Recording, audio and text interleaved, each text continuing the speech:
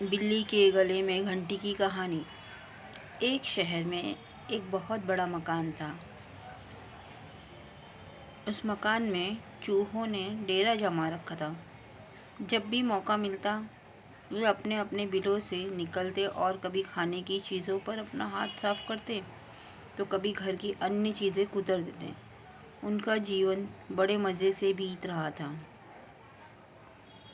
इधर मकान मालिक चूहों से तंग आ चुका था, इसीलिए वह एक बड़ी सी बिल्ली ले आया।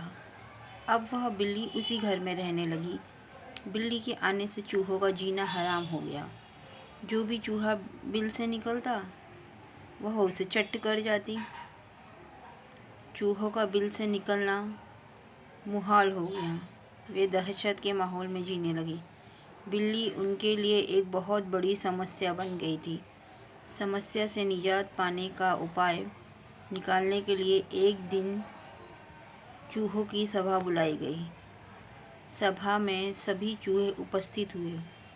सभा की अध्यक्षता कर रहे चूहे ने सबको संबोधित करते हुए कहा, साथियों, आप सब जानते ही हैं कि हम लोग बिल्ली रूपी बहुत बड़ी समस्या से जूझ रहे हैं।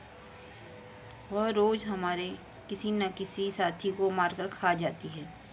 बिलों से निकलना मुश्किल हो गया है, लेकिन इस तरह हम कब तक बिल में छुपकर रहेंगे। भोजन की व्यवस्था के लिए तो हमें बिल से बाहर निकलना ही होगा। यह सभा इसीलिए आयोजित की गई है ताकि इस समस्या का समाधान निकाला जा सके। आपके सुझाव आमंत्रित है। आप एक एक कर अपने सुझाव दे सकते हैं।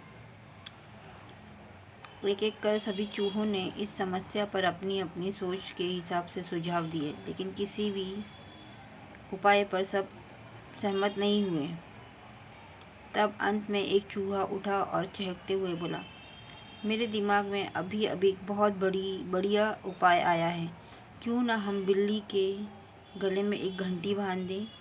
इस तरह बिल्ली जब भी आसपास होगी उस घंटी की आवाज़ से हमें पता चल जाएगा और हम वहाँ से भाग जाएंगे। कहो कैसा लगा उपाय। सारे चूहों को ये उपाय बहुत पसंद आया। वे खुशी में नाचने और झूमने लगे, मानो उनकी समस्या का अंत हो गया हो। तभी एक बूढ़ा और अनुभवी चूहा खड़ा हुआ और बोला, मूर्खों, नाचना गाना बंद करो और ज़रा ये तो बताओ कि बिल्ली के गले में घंटी बांधेगा कौन।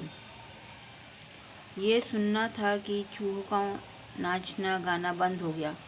बिल्ली के गले में घंटी बांधना अपनी जान से हाथ धोना था। कोई इसके लिए तैयार नहीं हुआ। सभा में शांति छा गई थी। तभी इस शांति को चीरते हुए बिल्ली के कदमों की आहट सबके कानों में पड़ी।